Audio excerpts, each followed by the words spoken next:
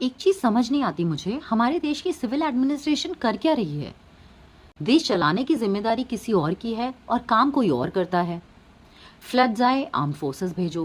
Bridge गिर गया, armed forces भेजो। रोड्स बनानी है, आर्म्ड फोर्सेस भेजो। नीट के पेपर्स डिलीवर नहीं हो रहे, अब एयरफोर्स को बुला लो। वाह, क्या सिस्टम है। दिस शोज कि हमारी बाकी सब एजेंसीज फेल हैं आर्म्ड फोर्सेस के आगे। गुलमर्ग गुंडोला इंसिडेंट तो देखा ही होगा आपने। आर्मी ऑफिसर्स, जवान्स, जेसीओस खुद केबल्स पे लटके थे, hundreds and feet above the ground, लोगों को बचाने के लिए।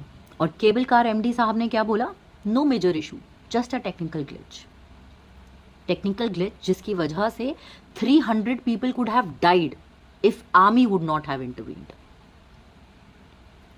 बोलते हैं multi agency operation was conducted along with SDRF and NDRF teams at the site. ये वही एनडीआरएफ टीम्स हैं जो नोएडा में एक सिविलियन युवराज मेहता की जान नहीं बचा पाई।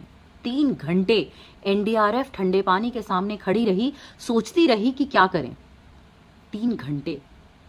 His father said it's an institutional failure that even 80 rescuers couldn't save one person drowning in front of them. Mumbai में एल्फिंस्टोन ब्रिज गिरा, 23 लोग मरे। फिनेंस मिनिस्टर का जवाब आया, ट्रेजेडी ही इतनी बड़ी थी इसलिए आर्मी बुलाई। मतलब फॉर्मूला ये है कि पहले ट्रेजेडी होने दो, फिर आर्मी बुला लो और फिर बोलो हम सीरियस हैं। पहली बार सही काम करना तो जैसे ऑप्शनल ही नहीं होता इनके पास। वो तो बस बाबूज की जेब भरने के लिए कागजी कार्रवाई है बस। और law and order, 3 senior IPS officers camera पे एक बच्ची के रेप और मर्डर केस की ब्रीफिंग के दौरान हंसते हुए नजर आ रहे हैं। How shameless it is. Investigation की तो बात ही छोड़ो, जिनको प्रेस ब्रीफिंग कंडक्ट करना भी नहीं आता वो क्या ही इन्वेस्टिगेट कर रहे होंगे। वो दिन दूर नहीं जब आर्मी को सिविल केसेस के इन्वेस्टिगेशन के लिए भी बुलाया जाएगा। लेकिन जब पर्क्स एंड प्रिविलेजेस की बात आती है, आर्म्ड फोर्सेस के लिए एनएफयू की मांग हो या कैडर रिव्यू या टैक्सेशन ऑन डिसेबिलिटी पेंशन, तो यही मिनिस्टर्स और ब्यूरोक्रेट्स कहते हैं कि आर्म्ड फोर्सेस तो देश पे बोझ हैं। डिफेंस फोर्सेस की हायरिंग हो या प्रमोशंस, सब जगह रिडक्शन की जाती है ये कहकर कि इनकी पेंशन बोझ है।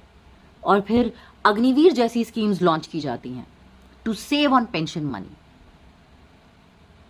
गोंडोला पे लटकने वाला सोल्जर बोझ है, प्रेस ब्रीफिंग में हंसने वाला ऑफिसर वो डिजर्व करता है सब कुछ। आप बताइए कमेंट्स में आपको क्या लगता है। जय हिंद, जय भारत।